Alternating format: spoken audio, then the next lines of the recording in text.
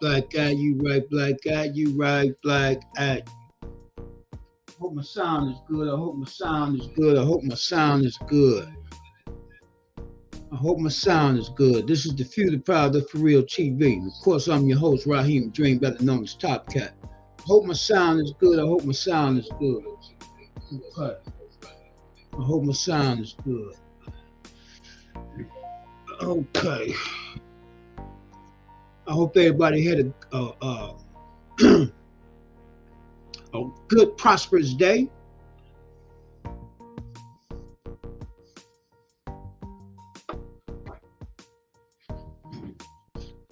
Hope everybody had a good, prosperous day. And I hope you're fine, and I hope your families are fine. This is the Few the Proud of For Real TV. And of course, I'm your host, Raheem Dream, better known as Top Cat. I'm going to do something with my background here. I think that's a little light. Yeah, I think I'm going to go there. Yeah, I think that's a little better. Thank you, everybody, for tuning in. And I hope everybody had a good, prosperous day. Topic for the night is brothers and sisters. What is your preference? Brothers and sisters, what is your preference? And of course, my co-host will be in the building in a minute, and this is her topic. So I'm going to hold off on what the preference is, okay? Because I don't know. So we're going to get her in the building in 1 minute here. I want to give a shout out to the For Real team. You know what? I want to give a shout out to my brother Sonetta TV, and I'm gonna give a shout out to my brother Jabari. You know, and Unc, the God Killer. I watches them brothers. Unc, the God Killer. And a shout out to all my brothers and sisters around the world. And once again, this is the Few the Proud of For Real TV. And I hope you're fine. I hope your families are fine. I'm doing a little run around today, getting things in line. You know, as I was speaking on last night, I'm trying to speed some paperwork up so you know, I can get busy, so I can get into the places I need to get into. So I did speed a little bit up today. I actually got the paperwork and took it and put it in the people's hands myself today. You know, whatever I can physically do to speed things up, that's what I'm going to do. See, I don't ask nobody to do nothing, because I get out and do it myself. You dig what I'm saying? The mission I'm on, you know, with my team, you know, I have a team, but the mission, the mission is mine. The foresight is mine. And in order for it to work, I already know I'm going to have to do the majority of the work. And I don't mind, because I'm up for the task. I'm up for the task. You know? I'm up for the task. So what I did today to speed the paperwork up is I went and delivered it in their hands. And just so luckily, when I got there to deliver it, the person who needed to get the paperwork in their hands just happened to be at the desk. And I put it right in her hands. You understand what I'm saying? Just to show you how fate work. You dig what I'm saying? Just to show you how fate work, how timing work. You understand what I'm saying? Things happen because you make them happen. You can get on your knees all you want to. You can get on your knees all you want to. Things happen because you make them happen. You get opportunities because you out to get the opportunities. The opportunity ain't gonna come knock on your door. See, I don't believe in luck. I don't believe in luck. because I know it's no such thing as luck. It's about being in the right place at the right time, and that's not luck. It's about getting out, making it happen. That's not luck. That's getting out, making it happen. I remember the movie Wall Street when I think his name Mike Douglas and the Charlie Sheen kid. He was, schooling him on some things, and they was in a limo and they was at a stoplight, and on the corner it was a businessman with a briefcase, and right next to it was a trash can, and it was a bum going through the trash can. And Mike Douglas looked at the Charlie Sheen dude and said, "So you trying to tell me the difference between these two people is luck?" Ponder that. You mean to tell me the difference between the bum and the successful businessman is luck?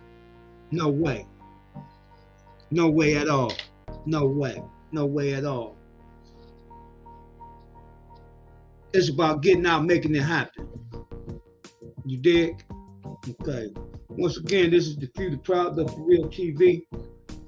And let me send this, let's get Miss Elliott in the building, because this is her topic.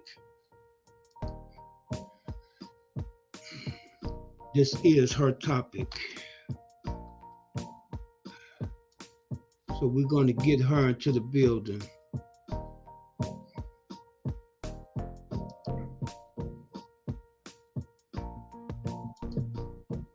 Do it again because it looked like something went wrong there. Like my computer's not.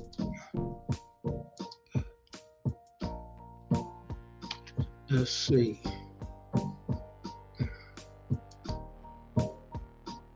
Okay.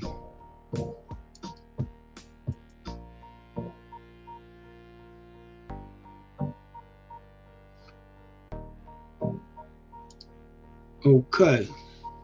I think it went through. I don't know why I've been having technical difficulties since last week for some reason. I don't know. Maybe I'm gonna have to bring somebody over here and go through my hookup here and see what's going on. But once again, this is the Few, the Proud, the For Real TV, and of course I'm your host Raheem the Dream, better known as Top Cat, and we're gonna wait for Miss Elliott to get into the building. I'm hoping that went through.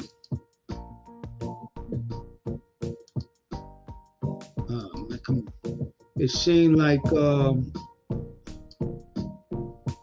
let's try it again. Okay, there she go. For a minute there, I thought something didn't go through, but it went through. Okay, what's going on, baby? How are you? I'm good. How are you? Unbelievable. Great. Okay. Okay.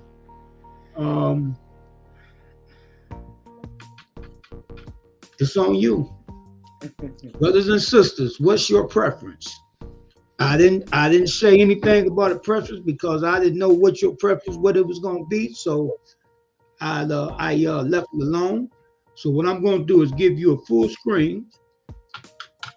And I'm gonna get this other thing, get this Instagram stuff fired up over here. So I'm gonna let you take off, and I'm gonna go on mute. But hold on a minute. This Mike here, he said, "Hey, my brother, I like that. I like that. What Mike Douglas said to his younger partner. It's not luck. It's him putting in the work. Exactly. Ain't that right, my brother?" I don't know if you was listening when I was on here by myself. Yeah, I heard that. Yeah, it's the truth. Yeah. Okay. Well, I'm gonna go on mute and everything, and I'm gonna let you go and do your thing. All righty then. Good evening, everybody. My name is Marietta Elliott, and I'm your co-host tonight. And I chose the topic, "What is your preference?" because we live in a world where there are choices. So many choices, unlimited choices. So this is like a broad spectrum. So if people have a preference on what they like and what they like to share, that's great news. but we really want to get down to the nitty-gritty in reference to how we would like to see our young people change their lives. Because a lot of our young people have made poor decisions, and we as parents, adults, grandparents, seniors, we absolutely need to get involved in their life and help them make some better choices. That's an important thing. So, and I also want to include our preferences for ourselves as far as our households are concerned, as well as our relationships. But primarily, I want to talk about our young people and what we want to see them do in their lives. Because there are too many choices, too many options, and a lot of our babies are choosing the wrong thing. And we just cannot stand back and say their preference is whatever they have chosen. Because children don't know how to make sound decisions until they've lived life. And if they're still under your roof, they definitely don't have a lot of preferences. Most preferences should be get your education, do what I ask you to do, keep yourselves out of trouble, and be very respectful to one another. So that's what's important out here now. But I really want to hear from the audience in reference to what their preference is. And it doesn't have to be specific to, it could be whatever you want to share with us. The For Real team is definitely interested in it, and our preference is to change the direction of our young people. Any means necessary to change the direction of our young people, because they are in the wrong space, and we need to do everything we can to change that for them, because they can't decide on their own. They need some help from us. They need help from people who have lived a full life and have made decisions, have made good ones, bad ones, and how we can correct the bad ones that we have made. And absolutely the good ones that we have made, we need to pass on that information, but we need to make them realize they can do better than what we did. That's what's important here. So let's talk about preference. Brothers and sisters, let's talk about your preference tonight. Okay, Top Cat, you ready? Raheem? No, give me one more minute. You see that if I go over, he'll interrupt me. Anyway, someday we're going to get this right. So yes, we have children out here that have chosen the wrong direction.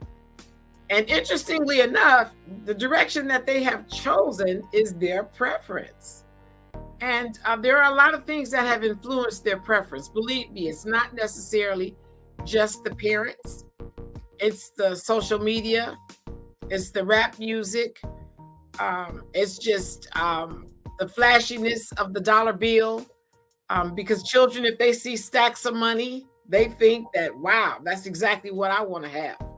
Instead of going to work and cashing in a paycheck and putting it in front of them and see their stacks start to grow, or a bank account. We got to get our children to realize they need to start investing in the stock market at a young age. If they are old enough to go to work, or they're not old enough to go to work, then as parents, you can set up some stock for your children. You can do that. Okay. So tonight is a broad spectrum about preferences. And as you heard me say, I was talking about more so the children and what we want to see our children do. The preference and what we want to see our children do. Not necessarily in our own relationships. Because our children have made poor choices. And I know that it's hard for the parents to deal with the poor choices that they have made. But let's keep things fresh. Let's not sweep anything under the rug. Sometimes we got to weather that storm.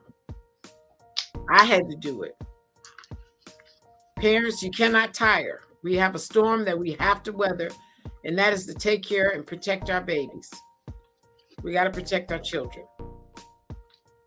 So, Raheem, how you feel about the preference in reference to our children? Well, Preference. Preference. I really don't know exactly what you mean by preference. Preference how? Well, the direction you see them going in. Oh no. They, that's a dead end street. You know what I'm saying? I don't know if you remember that show used to come on with the dead end kids. I don't know anything about that. The dead end kids. Mm-mm. Okay, but it was like a little white gang. There was poor white kids called the dead end kids. But anyway,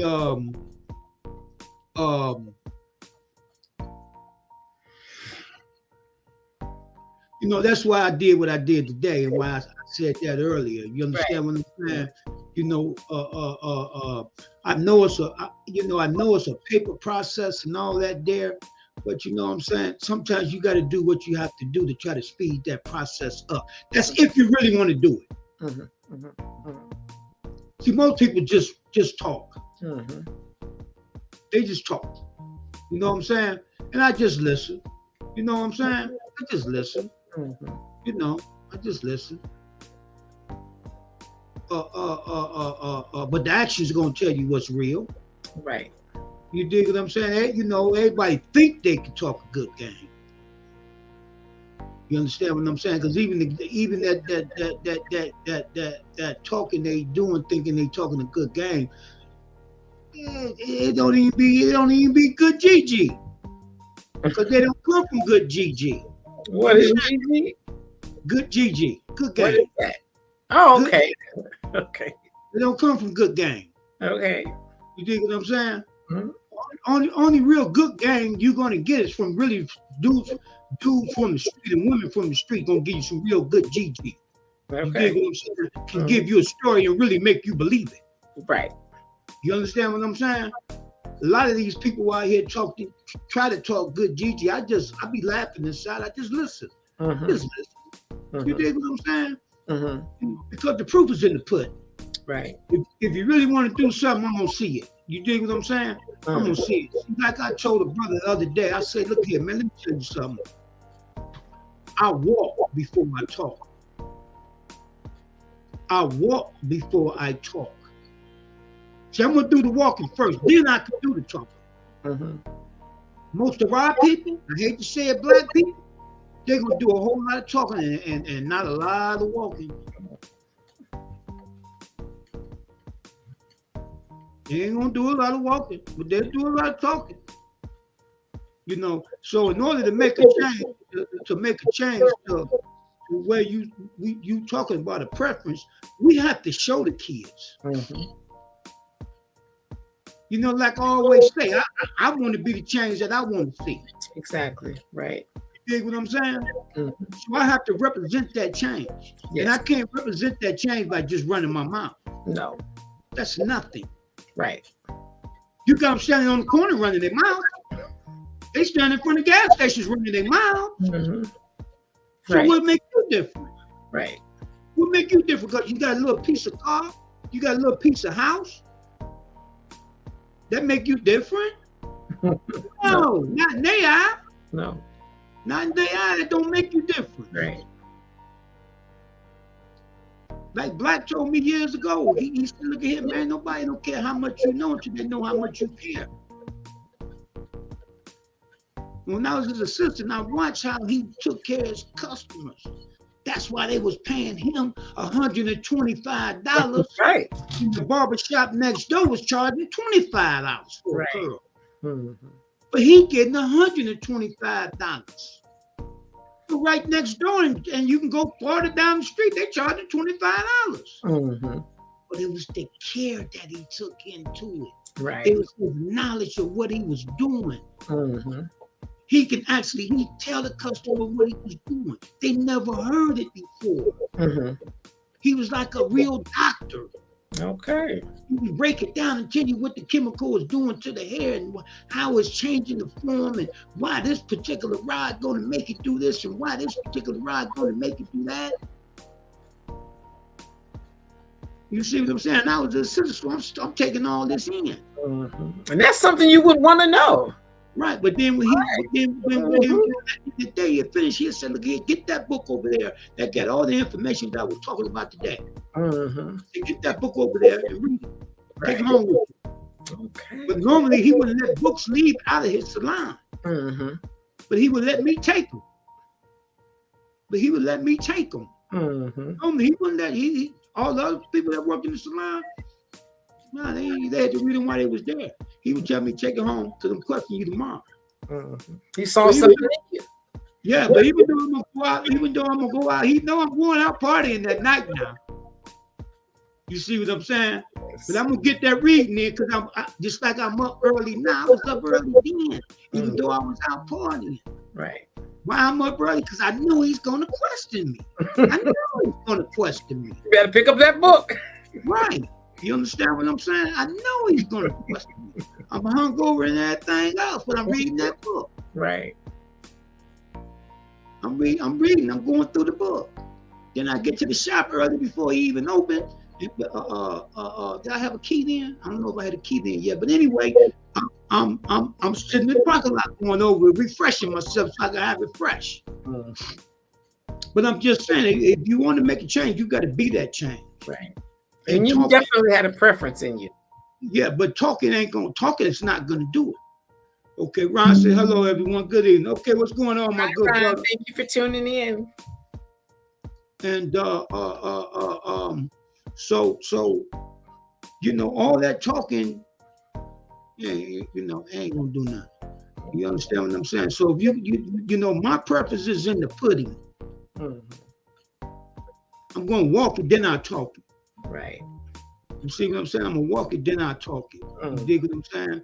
Mm-hmm. See, first of all, you gotta get inside these young brothers and sisters' heads first. Absolutely.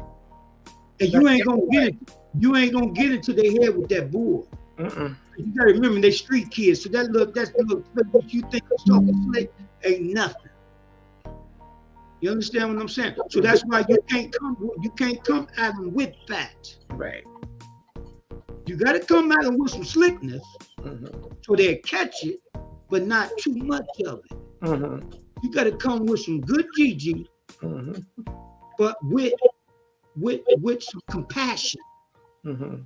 You understand what I'm saying? With some compassion. After you GG them. So you gotta GG them to get next to them. Right. Because they gotta remember they come from street. They come from gang. They coming from what they think they this way. Kids think they have gang. They don't have none, but they think they do. So what you do is you let them think they have that gang. So you hit them on the level of their game. When you hit them on the level of their game, then they're gonna open up their ears. But if you can't hit them on the level of their game, they're not listening to you. You gotta remember, they know gang when they hear it too. That makes total sense. Yeah, they know gang when they hear it too. Total sense. Yeah, they you know what I'm saying? That's why I got some programs up in my head I want to do. You understand what I'm saying? It's up here. I ain't putting it out. Right. I'm not putting it out till it's time to put it out. I got ideas, I got it up here.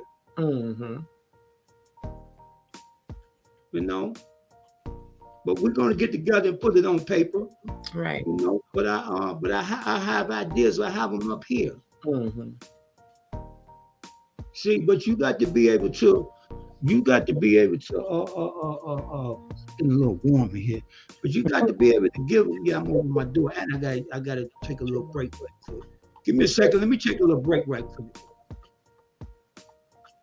You can handle it, right? Maybe. We'll try. You think so? I'll try. See, everything I'm over here doing, you can do. You just don't know you can. Because it's got to be on the bottom of your screen. What's on the bottom of your screen? Do you have mute, stop cam, settings? No. Huh? No. Okay. I just have what's going across the bottom of the screen. Well, anyways, getting back to the preference, it is so nice that Mr. Black had a preference in him, because he saw the greatness in Raheem, and that's a beautiful thing. And he probably had a lot of people in that salon, but he absolutely had a preference to him because he took him under his wing, as he has always said, and he has showed him all the things that he could possibly show him so that way he could be successful. And that means a lot, and that's one thing that I've seen with parenting. It is such a hard job. I mean, raising my nephew was a hard job, but I refuse to tire. And that is where we make that is where our downfall comes, when we tire. When we say, I get tired of telling my child this or that and the other thing. I am tired. I'm just going to let him do what he want to do, so that way he can see what I'm trying to tell him. And you know what? I got tired, but I never said to my nephew that I'm tired. I always said to him, I'm going to ride this horse into the sunset. And that's what we have to do as parents. We have to make the choice to say, I'm not going to tire. And that's where our problems lie, because we do tire. And I'm hoping tonight that I can empower these young parents that are raising young children right now. I hope I can instill in you tonight that you don't have to tire. You don't need to tire. You don't want to tire. Always say this to yourselves, and keep your mind on what you want to see your child do, or what you want them to turn out to be like. Because we always have control as long as they are under our roofs. We have that control. We just can't tire. We cannot tire. So please, ladies, gentlemen, brothers, sisters, however we want to label it, it's time to step up and say, I'm not going to tire. Because when we tire, we lose our babies. We lose them. And believe me, they are just laying back waiting on the opportunity when you tire. And once you tire, it is hard. It is so hard to regain that momentum once you let it go. So I want us to take some pride in not tiring. So that way at the end of the line, you can say, I'm proud of myself. I did not tire. My preference was to get my children raised and moving in the right direction, and not going to the penitentiary, or not ODing, or not being murdered in the streets. That's an important thing now. I mean, just getting them up and getting them to school every day and making sure they get their lesson is hard, because the children have to be faced with so many things besides just the classroom. Just getting up and getting to school. So many things happen in the process of leaving the parents' homes, getting on the bus, or walking to the bus stop, or walking to the school. There are so many things that they get faced with. There are predators out there just waiting for the lonely soldier. The lonely soldier. So we got to make sure we get our babies in groups. If you can't take them to school, make sure they buddy up. And they're not alone walking to school anymore, because it's dangerous out there. That is the preference I want to see us step up and rally around our children, and make sure they get and do what they need to have to be successful in life and to make it to adulthood. Let's stop burying our babies. We are burying our children. And when we were coming up, that was unheard of. Children were expected to bury their parents, not parents expecting to bury their children. And we have more of that than I've ever seen in my 64 years of living. In my 64 years of living. And I can actually, looking back on my life as a child, and we're talking elementary to junior high school, I can count and remember every death that I had to deal with as a child. But now, our children are dealing with death every single day of their lives. If it's not someone in your school, it's someone in someone else's school, it's a cousin, it's a brother, it's a sister. There's a lot of death going on now. And a lot of this stuff can be prevented. if we put in a bigger effort to change these things for our children. Yeah, because I think, if I'm not mistaken, I think just over the weekend you had like 6 kids killed over the weekend, if I'm not mistaken. At these little Halloween parties. These grown folks is renting these Airbnbs for these kids to have these parties in. Yeah, that's how I lost.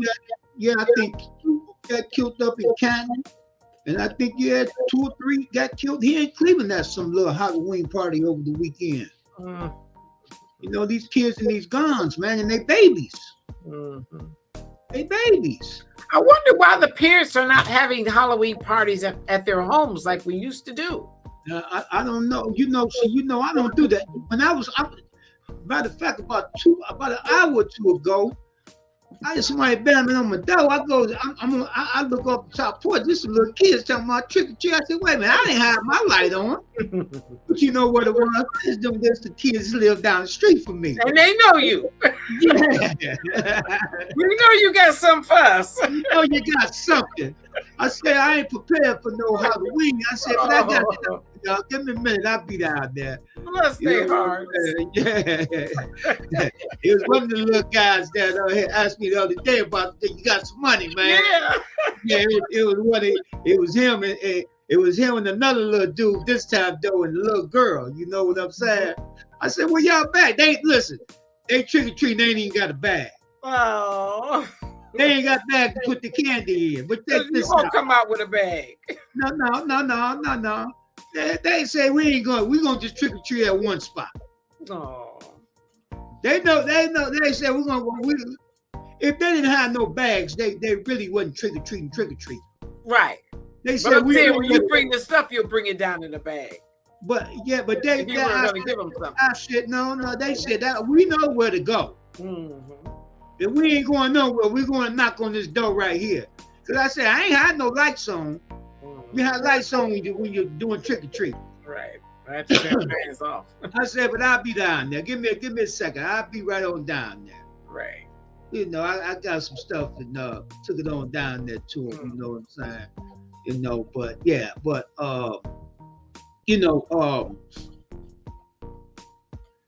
all have preference or whatever you want to call it. You understand what I'm saying? But that don't mean it's going to come out that way. Right, and that's why I wanted to do a broad spectrum to just talk about preference. You know what I'm saying? My grandson, what, he's 16, 17 now? What is he, 17 now? 17. He's 17 now? In August. Yeah. Oh, coming up. He's 16 now. August. It's past August. Oh, he's 17 this past August? Yeah. You know? I'm sure. Wow. Or maybe I'm mistaken, but yeah. Okay. Yeah, he's about to graduate. Yeah, I done lost count already.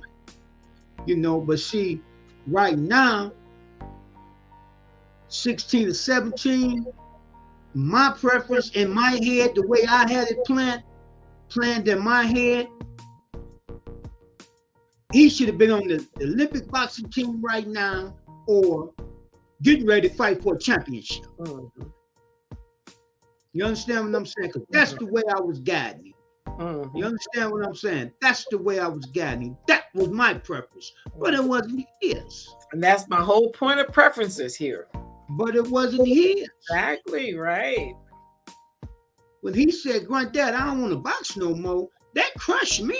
Mm-hmm. That crushed me. But at least he was honest. Yeah, but that crushed me. Mm-hmm. Right. See, that crushed me. Mm-hmm. And so, what I had to take a look at? I'm going to tell you what I had to take a look at. Was I trying to live my boxing career through him? Mm-hmm. See, because I walked away. You understand what I'm saying? Mm-hmm. I walked away. Good point. You see what I'm saying? I walked away.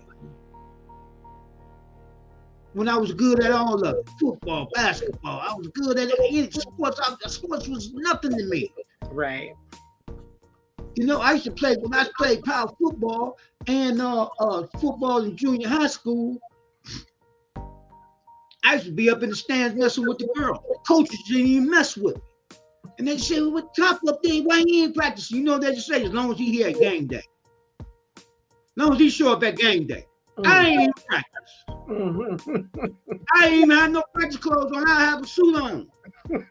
I'm up and messing with the girls. They just say, long as he just long as he here for game day. Right.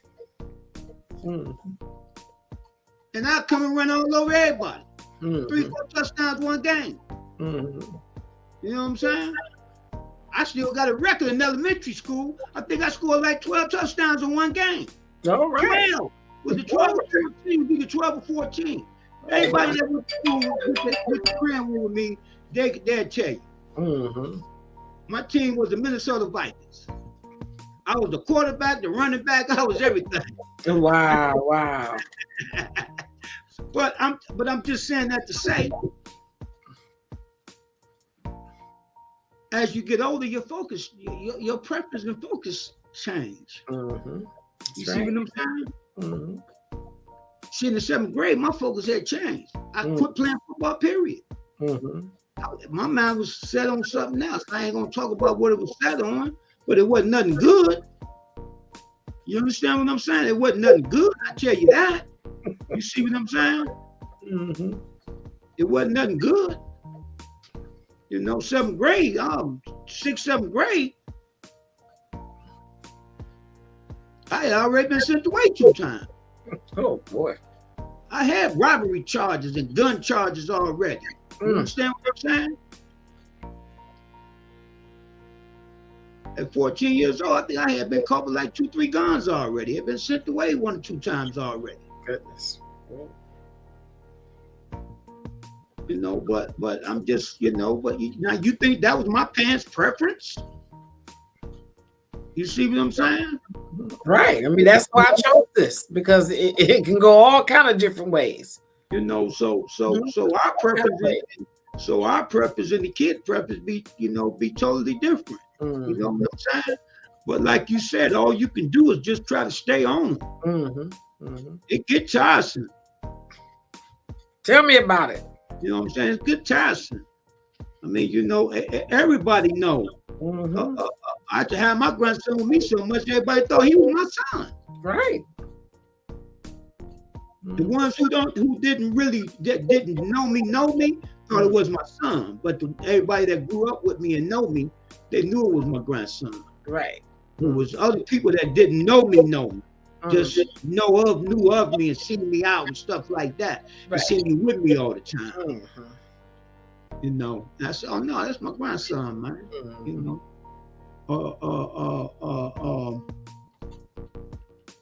You know, everybody know.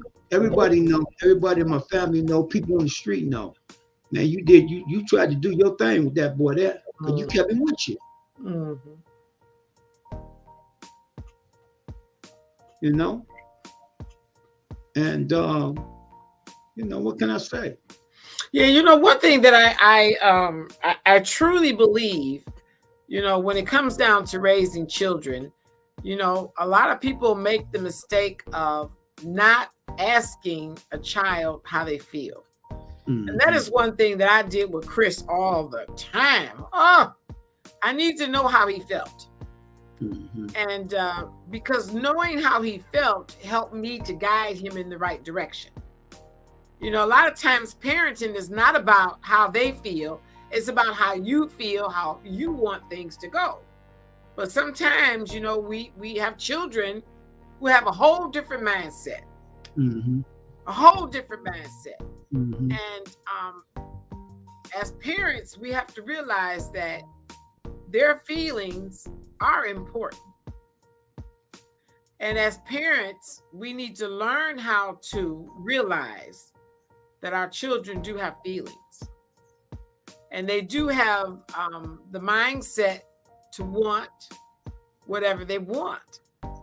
And if it's not a good thing that they want, we need to be the kind of parent that's going to sit them down and have a conversation about what they want and the outcome of what they want. Because sometimes the outcome is not what they're thinking about. Children think about what's going on right now. And I always said to my nephew, you need to learn how to make good decisions, because you may make a decision now and get away with it and be comfortable with it. And then weeks down the road, here you are faced with the decision you made 2 weeks ago. Now you must pay for it. Yeah. I mean, you can make a decision, as a kid that can affect you the rest of your life. And that's what I was teaching him. And I made decisions like that. I told him this all the time from the time he started walking around.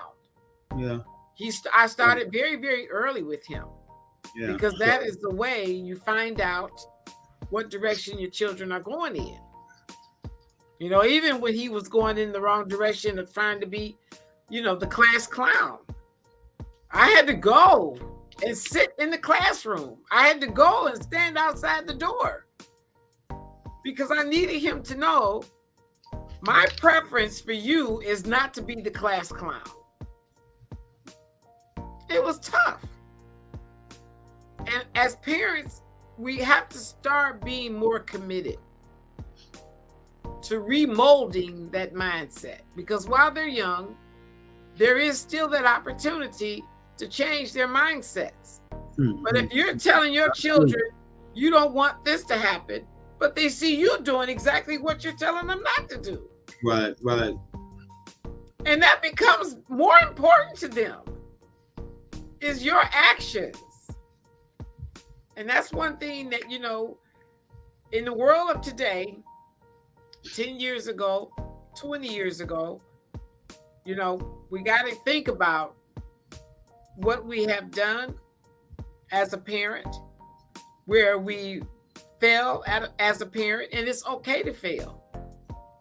But recognize your failures and make sure you instill the good stuff in your children.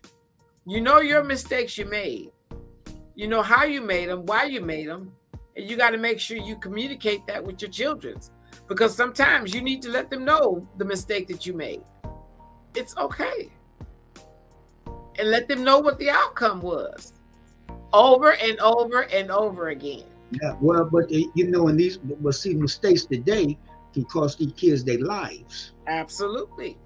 And as we were coming up, we did some things that could have cost us our lives as well. Yeah, ain't no question, but it wasn't. It's just more prevalent now. Yeah, that's what I was. You took the words right out of my mouth. Yeah. Prevalent, as you understand what I'm saying? Right.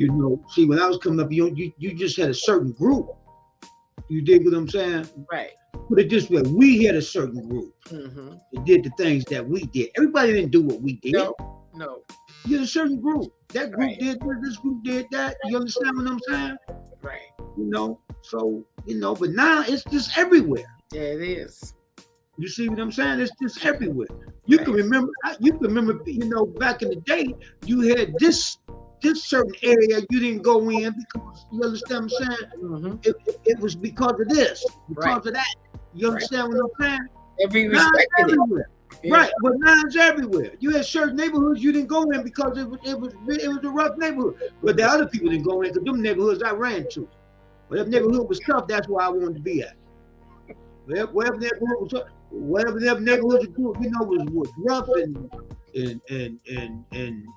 that's where I want. That's where I went. They doing what over there? Oh man, that's where we need to go then. Let's go. Instead of running away from it, I ran to it. Exactly. But now you want to change that direction for the other kids. Ain't no question. There's no need to be in that neighborhood. Because some of us didn't make it. Exactly. Right. Some of us didn't make it. We had some that died in the teens, in our teens. Yeah. You understand what I'm saying? It just wasn't prejudice like it is now. Right. You dig what I'm saying? But we did have some. Exactly. That got beat to death, got shot, died. You understand what I'm saying? We had that. Yes. You dig what I'm saying? Mm-hmm. They say, what I'm saying, you can't come in this hood. Well, we coming because you told us we couldn't. Even better off just not saying nothing. Now you we what? Oh yeah, we'd be there tonight then.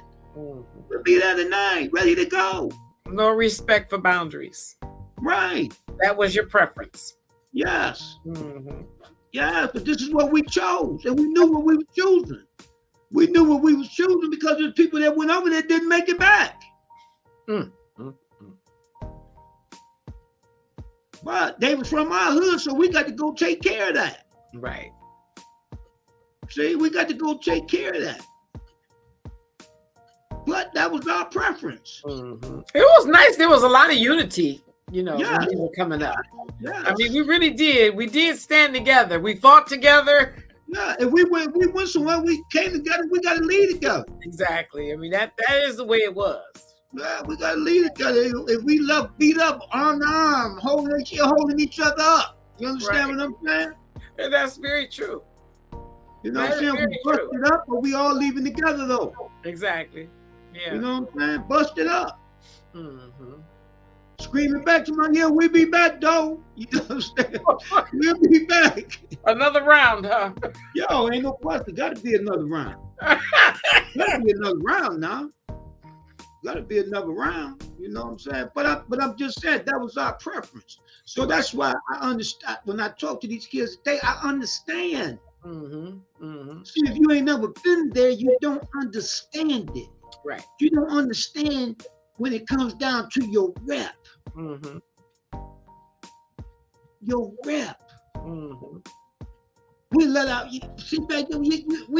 rep get us killed. Mm-hmm. Yeah, and that is the reputation and the badge of honor and being proud.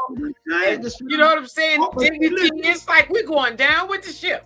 But if I'd have used, what my mom used to tell me, if you had the same pride and if you took that same pride and put it in schoolwork, you'd be a genius. Yeah. If you took the pride of everybody, you go around here fighting all the time. Boy, if you took that pride and put it in that, well, you'd be a genius. Mm-hmm. Yeah, it's interesting. So I understand. See, that's you got to be able to understand what the kids is going through. Mm-hmm. See, your rep is a big thing. Yeah. And these kids going through hell now. Yeah. They're going through hell all the way around. Yes. In the house, out of the house, on the TV. But they're catching it everywhere. Social media is hell everywhere. It's because violence is promoted everywhere. Yes. It's in the music. Yes. Their music is about killing each other. Mm-hmm. Yes. Mm-hmm.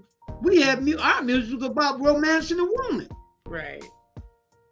Our music was always surrounded about a woman. Mm-hmm. It was about romancing a woman. Right. You dig what I'm saying? Or being proud. I'm black. Saying loud, I'm black and I'm proud. That's right. Everything was uplift. Mm-hmm. Mm-hmm. Everything was uplift. Right. It was uplift, and it was respect. Yes. Right. And that's It was if we could just get respect back. If we could bring respect back. What see, it's hard to bring respect back when the parents don't even have none. So this is what you got to understand. I talk to people that work in schools and stuff, and they talk about the kids and they call them parent, and the parent cuss them out on the phone.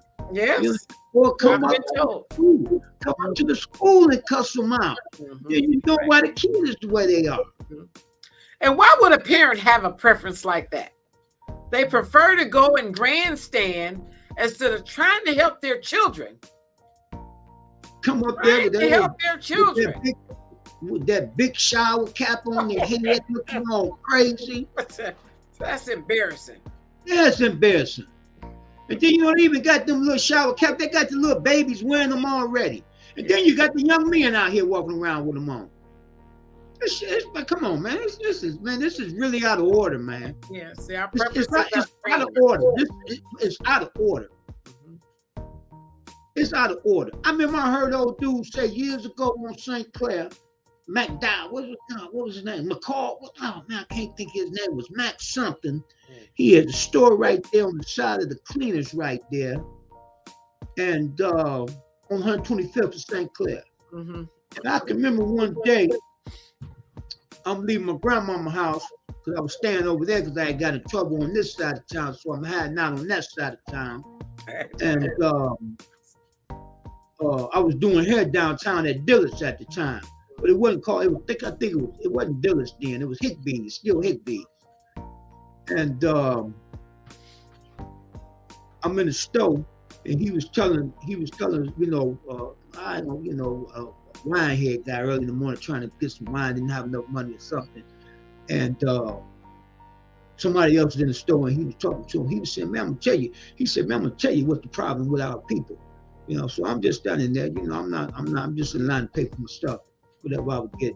And he said, "You know what? Black folks got too much freedom right now, and they destroying themselves."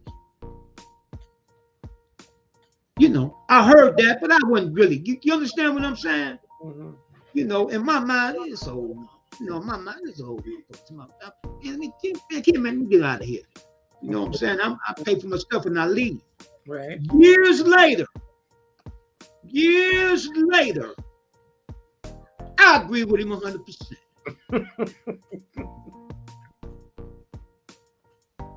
I agree with him 100%. Well, that's all those choices. I agree with him 100%. Those choices. You gave them so much freedom to where they're destroying themselves. Mm-hmm. And there goes the preference. To where they're destroying themselves. Self-destruct. Now, I'm looking at the guy up here on 116th right there. He be right there every day, even in the rain with his umbrella. He got the milk crates. Today, he out there every day getting change, getting money. Got the sign food and all of them. All of them got Jesus love you now and God bless you and all that over there. That's game. Yeah, that's been forever. Yeah, that's game to get money. They got that from the preachers. They got that from Minister Porkchop. Okay. They know Minister Porkchop use it, so they know they can use it. Mm-hmm. But anyway, he coming out the gas station, smoking a cigarette. So I guess he went in there bought him a couple of loose cigarettes or something. So I'm saying to myself, I'm supposed to give you money to support your cancer habit, huh? Your cigarette habit, huh? You understand what I'm saying?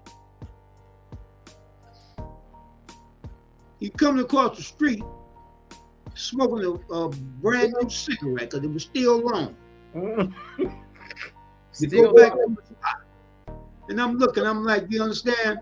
You hungry. Your sign saying you're hungry.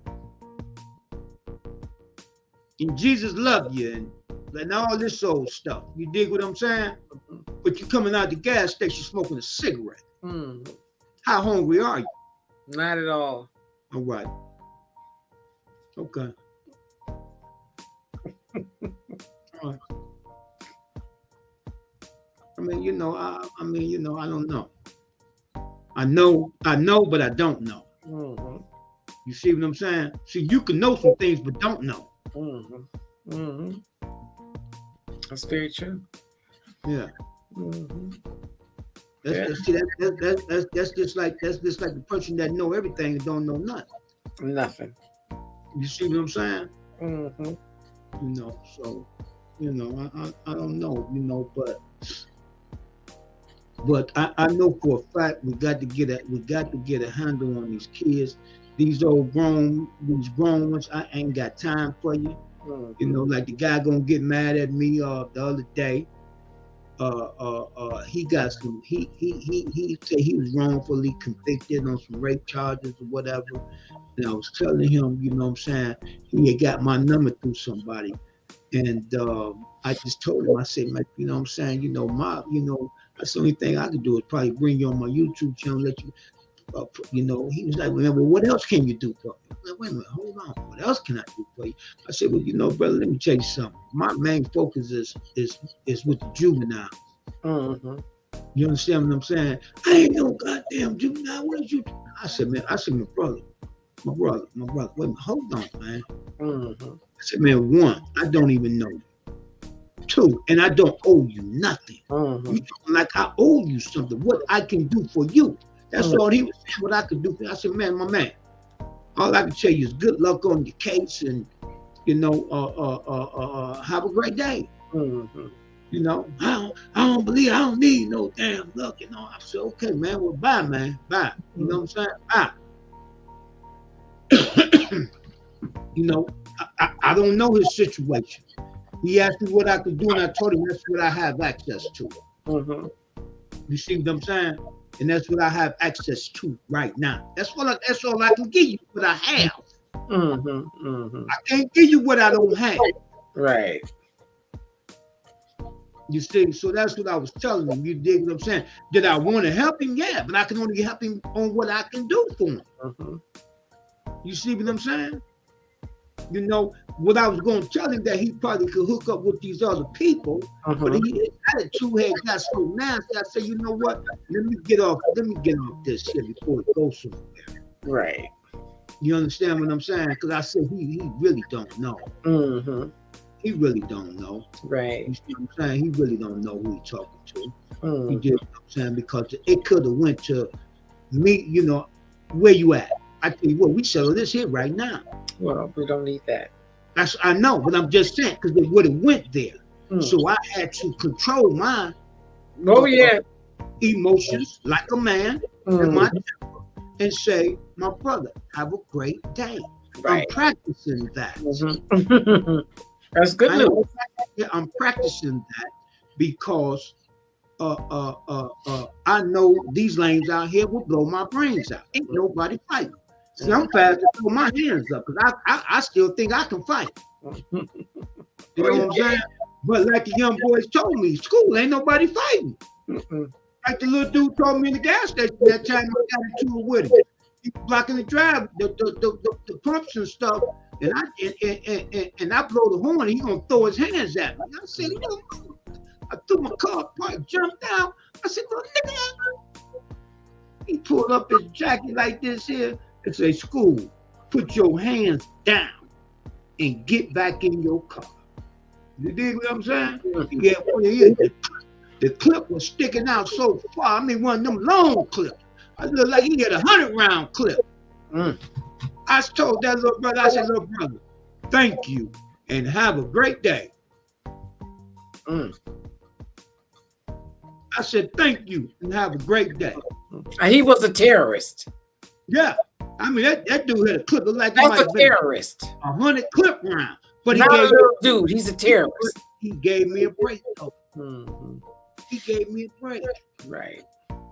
He said, school, put your hands down and get back in your car. And that's exactly what I did. And I told the little brother, thank you and have a great day. Because most of them would have just turned around and stopped flying. See, and I have to learn that. I'm practicing that. I have to catch myself. Because they kill you out here. But it's nice he had the respect to recognize you as an older gentleman. Yeah. You know, that's a good thing. He said, school, put your hands down. Hey, it reminded me of Richard Pryor. When Richard Pryor said he used to be in a gang, he said whichever side was winning, he would say, that's my side. Richard Pryor said he was getting ready. He was in a gang and he was getting ready to fight. And oh my God. He threw his hands up and he said, dude told him, put your hands down. Because you knew Richard Pryor was a coward. He ain't about to fight nothing. He said, the man made me put my hands down. And that's what I thought about after I pulled off. Right. The dude said, school, put your hands down and get in your car, man. You know? Yeah. You know. Oh, so my sister joined in. Okay. Good evening. Looking good, you two. Thank you, Brenda. Hey, Brenda, for tuning in and being there in the audience. Good. Yeah, but I mean, but back to the preference, you know what I'm saying? I don't even know where to go with preference right now. You see what I'm saying? You have to know what their preference are. You understand what I'm saying? It's that line of communication I was talking about. Yeah, you have to know what their preference are. You understand what I'm saying? What is it you want to do? Right. You dig what I'm saying? What is it you want to do? Mm-hmm. You know, just like I talked to little brother, I said, man, what is you know, you know? I said, man, do you really know what goes with gangsterism?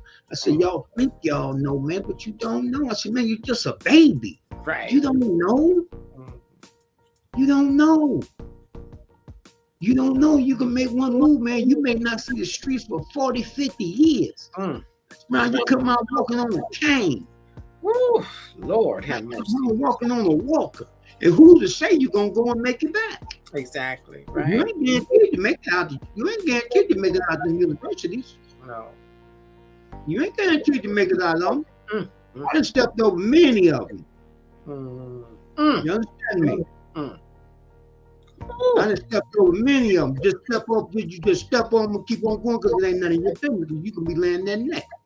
It ain't none of your business. Wow. You step on them, going to the child hall or wherever you going. Leaving somebody else to deal with it, huh? Yeah, I mean, you know, that's what it is. That's the CO's job. You know what I'm saying? Yeah, it's the CO job. Right. You know what I'm saying? And most of them don't care neither. You know what I'm saying? They just there to get a paycheck. They trying to punch out safely at the end of the night, at the end of their shift. And I can see that. You know? So pretty dangerous out there. Yeah. And in there. That's what I'm talking about in there. You ain't guaranteed. Exactly. Right. You know what I'm saying? Or a lot of them go in, don't come out the same. You dig what I'm saying? Oh, wow. Yeah, a lot of them go in, don't come out the same. It's pretty scary. They might have went in with the name Ron and come out with the name Rhonda. I knew you were gonna say that. The name was Ronald when they went in and came out Roller, whatever. You understand? But I mean, and that alone is an unfortunate thing. Yeah. You know, that somebody has been made to succumb to something they had no plans for. Yeah. And that's very unfortunate. But I tell them that, man. So is that part of your preference? Right. Yeah.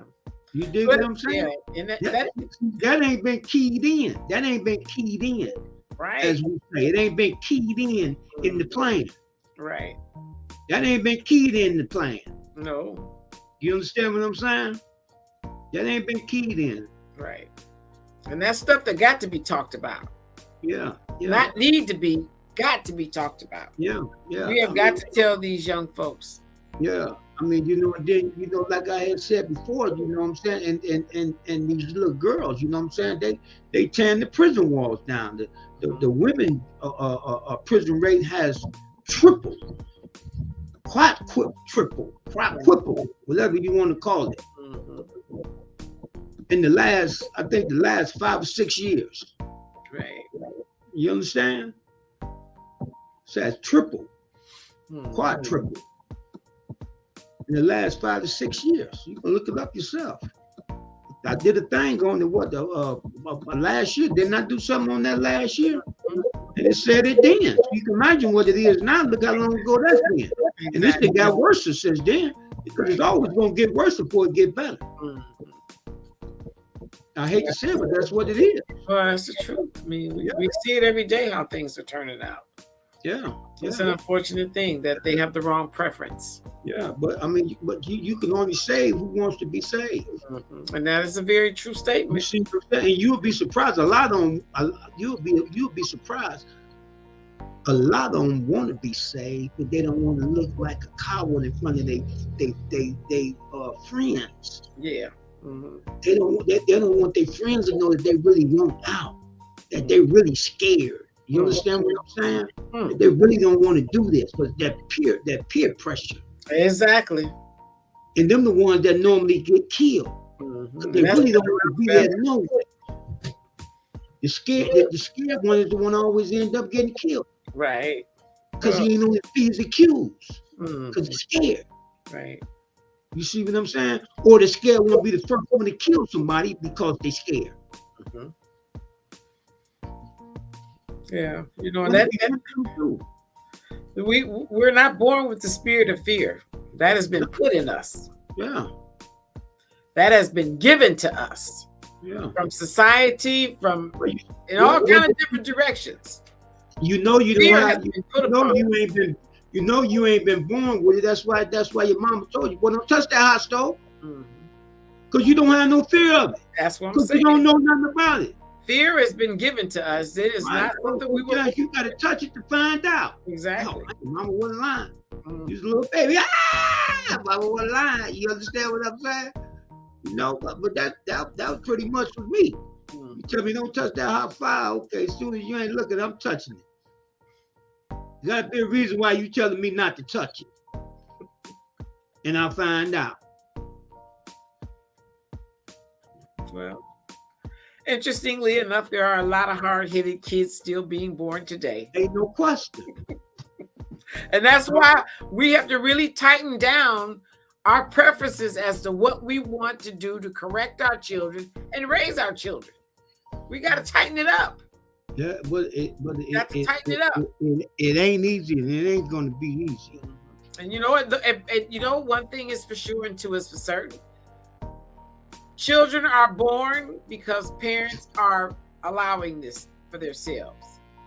And a lot of times we need to try to talk to these young women and these young men before they get to that phase in their lives. They don't really understand what parenting is all about. And if we start making it a little more clear to them, odds are they won't make those mistakes. They won't make those mistakes if we make it more clear that, you know, having children is a lifetime commitment. It doesn't just go away. And you have to be absolutely ready to be a lifetime parent. Once they're grown and on their own, you still have to learn, you know, that being a lifetime parent means forever until you actually leave here. Yeah, that's a fact. Well, we already know that's a fact. And then, you know, the grandparents had to step up too. Exactly. So we got to make sure our young people are clear. Yeah. They're very clear about becoming parents. Yeah. I mean, you know, I come from two good parents, but when I used to get in trouble sometime, my grandmama used to say, "Send that boy over here." Mama 128 said, "Send that boy over here. Send that boy over here." You know what I'm saying? And my mom them pack me some clothes, give me some money. I jump on the bus and go across town. You know what I'm saying? You know, because my grandmama knew my granddaddy didn't play. My daddy didn't play. My mama whooped my granddad. My daddy didn't whoop me. My grandfather just had a certain kind of, I don't even know what kind of fear you call that. You remember Bobby Joe told you how they were scared of him, remember? Huh? Yeah. Yeah, when we was over there, remember? Everybody was scared to die. That's what we called him, die. Yeah, scared of die. You dig what I'm saying? Instead of daddy, we called him die. You dig what I'm saying? And well, he just had some kind of, it was just something about his order and his presence, and you understand what I'm saying? You felt the authority. You understand what I'm saying? Right. Really. The demand for respect. He didn't have to say. He didn't really have to say nothing too much. He wasn't a big talker. Right. No, he wasn't a big talker. He wasn't a big talker. You know what I'm saying? He wasn't a big talker, but yeah, I go over there, and you know, and my grandfather, he'd get me together. See, my grandfather, he used to get me together by putting me to work. He put me to work. You dig what I'm saying? But all the time while he put me to work, he was teaching me things. So I didn't get that till later on. Okay, it was times that, you know, I used to be over there for the weekend, and we outside in the front planning everything. Everybody out there, but he'd just call me. And I'd be, you know what I'm saying? My uncle's out there, which is his kids. And he said, yeah, but I didn't call them. I called you. And yeah, it just be me and him back there. He telling me stuff but he got me working. I don't want to be back here working. I want to be out front playing football and everything else. He knew you needed special attention. Exactly. Exactly. You He was understand? trying to curve. He was trying his best to curb that behavior. Hmm. I Right. guess he saw that fearlessness in me. That's what I'm saying. He tried to Yeah. curb all that. Yeah. Okay. So my sister says discipline is important in raising children. It is very important. Very important. You got to say what you mean and mean exactly what you say.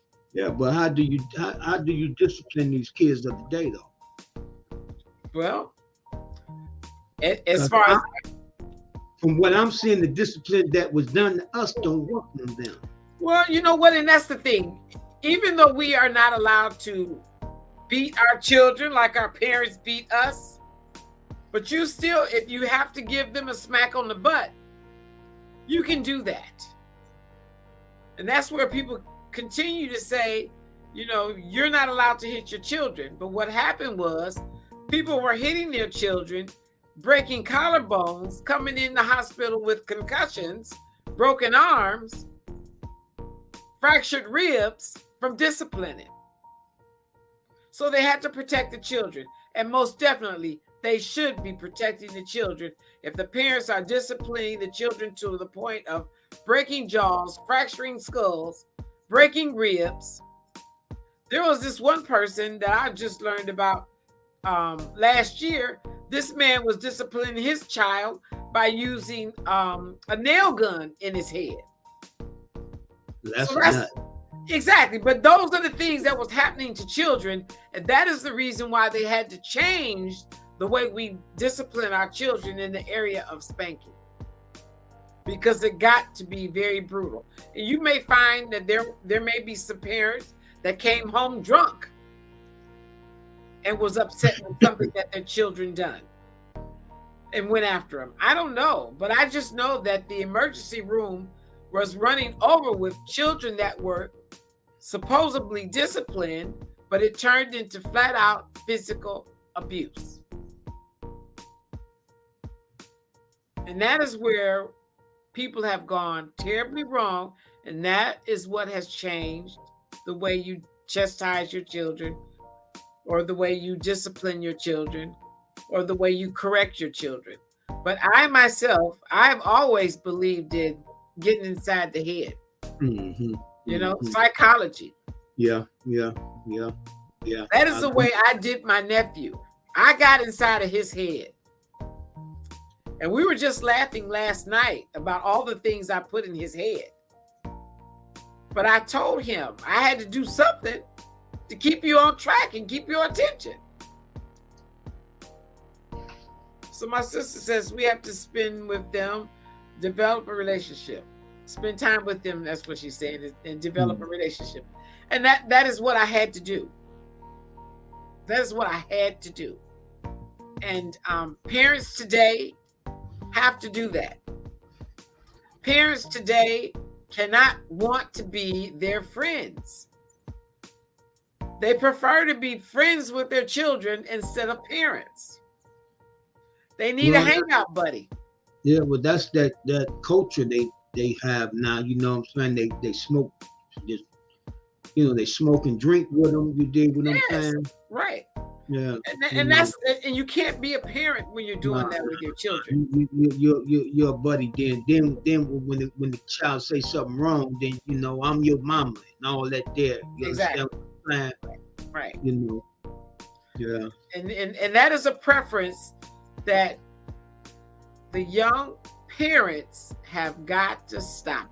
They have got to stop trying to be friends with their children. I did not become a friend to my mom until I became an adult on my own out of her house. When you're under the same roof, you cannot be friends with your children. Even if your 25-year-old is at home or your 30-year-old is at home. There still has to be boundaries. Yeah, gotta be boundaries. Yeah, got it. Still has to be limitations. Yeah. You can't say, now that my child is grown and they're living with me, they have a preference to do what they want to do now. No. You do what you want to do when you're under your own roof, paying your own way. There you go. Yeah. And that's something that we gotta My get mom back. say you ain't grown till you're on your own. Exactly.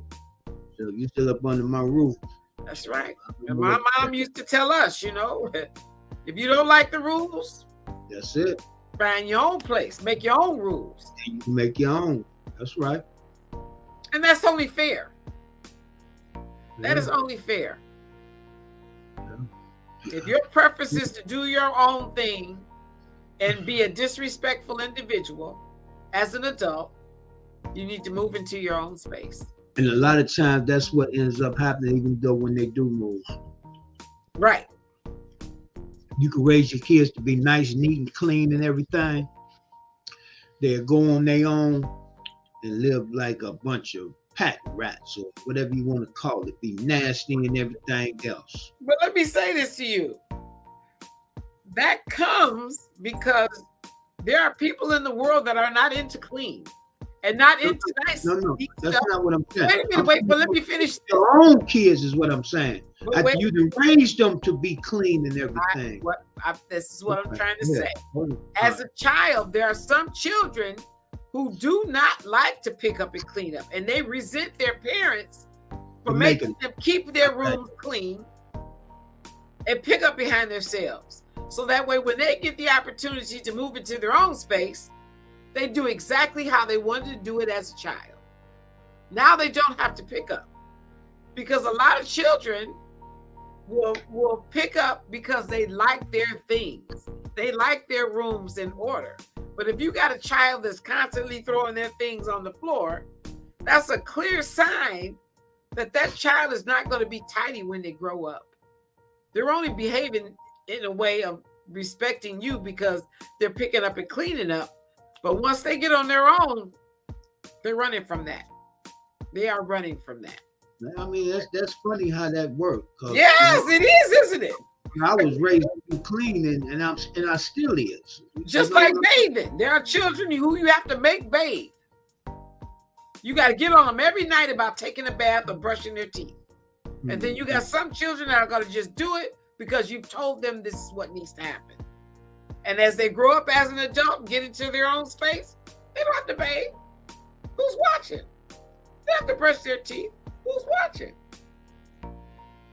So you can see things in a child when they're young. You can see this when they're young. And when they grow up and get out on their own, they're going to do exactly what you always had to stay on them about. And we always say, boy, I ain't raised you like that. Girl, I didn't bring you up like that. No, you didn't. But this is what I prefer. I don't need to be clean. Right.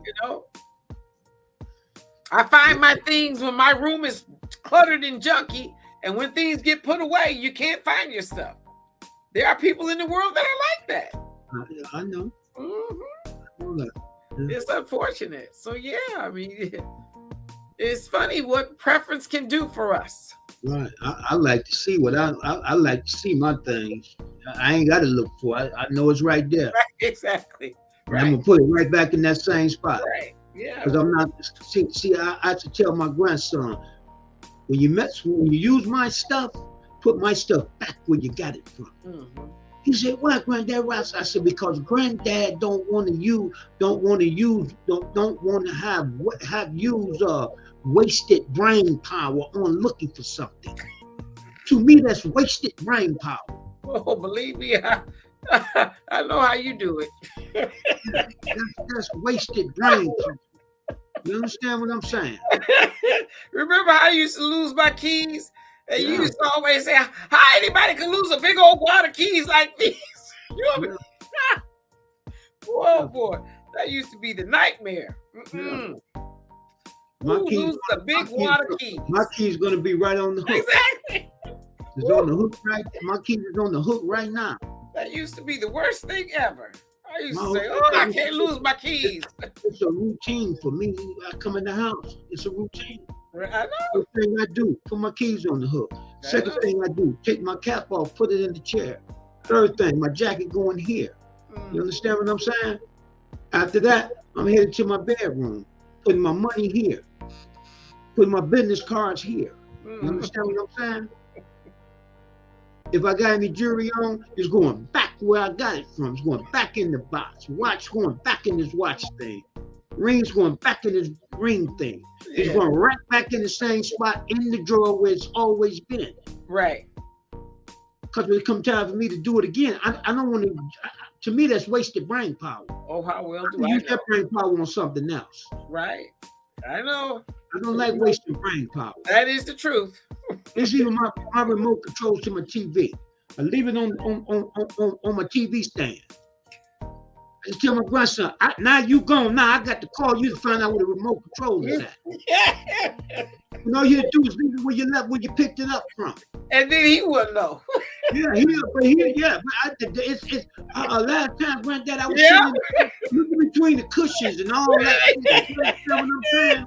Now here it is. I'm an hour looking for a remote control. A Mhm. remote control to turn the TV on. Yes, have mercy. That's wasted brain power. That's There we wasted go. time. Exactly. And that's something that, with the For Real team, that'll be a good thing to instill in these young folks. Wasting brain time, power. That's it. Wasted brain power. That's an important lesson. Power it is. That's an important lesson. Yes, it's wasted brain power. Yes. We're using that on something else. I don't have time to waste brain power. Right, exactly. And that's a good lesson. That's a good thing to I don't have time to instill. waste brain power. Mhm. Yeah, I don't have time to waste the brain power. That's definitely a good thing to instill. You know, Wasting brain power. Yeah, that's what And they do a lot of that. Yes, all day long. Mm-hmm. Yes, they do. Right. And time is of the essence. We have nothing to waste anymore. But you got old people don't. You know what I'm saying? They don't know time is of the essence. No, they don't.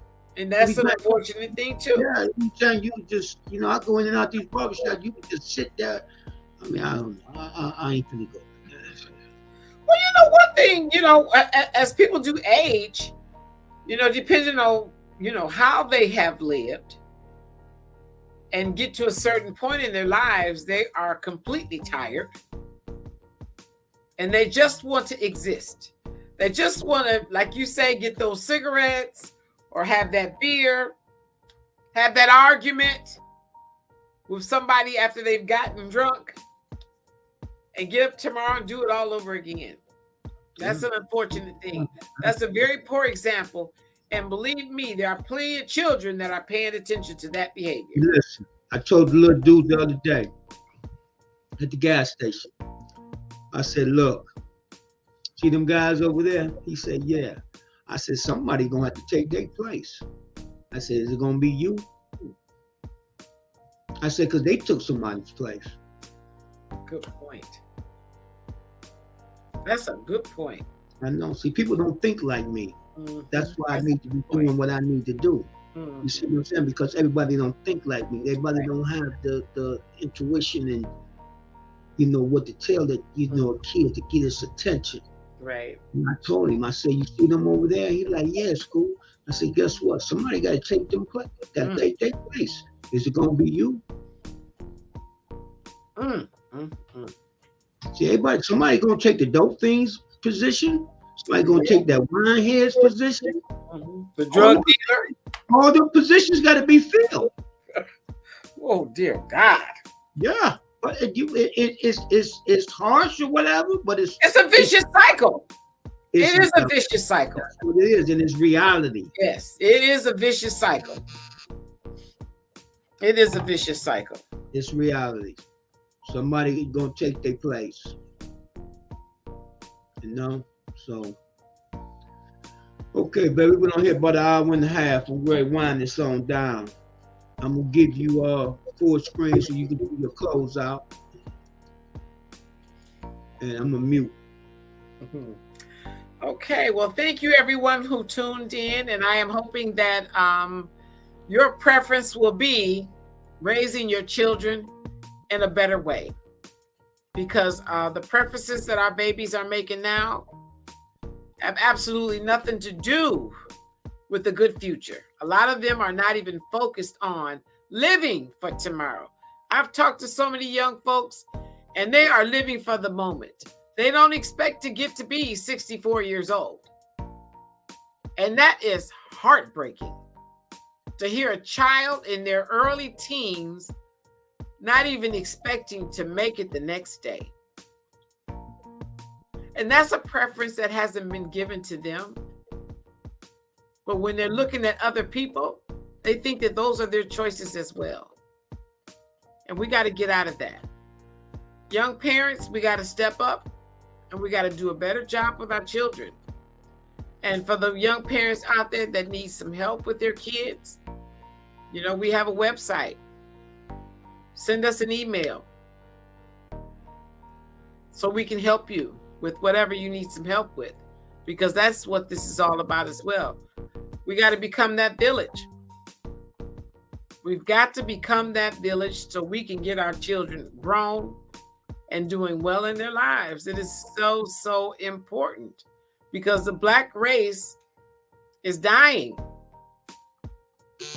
We are dying in an alarming rate. And we don't want that. You know, we were born kings and queens back in Africa, and we still have to wear those crowns here in America. We still need to be those kings and queens. That has got to be our preference. That has got to be our preference, to be that king, be that warrior, be the queen. We need to have that back. That needs to be our new preference, is to become those kings, queens, and warriors. And moving forward with our lives and our babies for generations and generations to come. We got to set that road. We got to set that road and straighten it out and get us in the direction where we need to go as a village. As a village. And I definitely appreciate my sister tuning in tonight, and Mike, of course. I see that, Mike, you sent me a text message. I'll have to get a look at that when I'm off the internet here. All right, then. Guess I'm going to call it a night. I want to thank everybody for tuning in. Don't forget to thumb up the video, thumb up the video, thumb up the video. Yes, I better share and subscribe. Share and subscribe. Share and subscribe. Everybody have a great night. I'm going to say peace and Black power. I'm out of here. Thank you. Good night.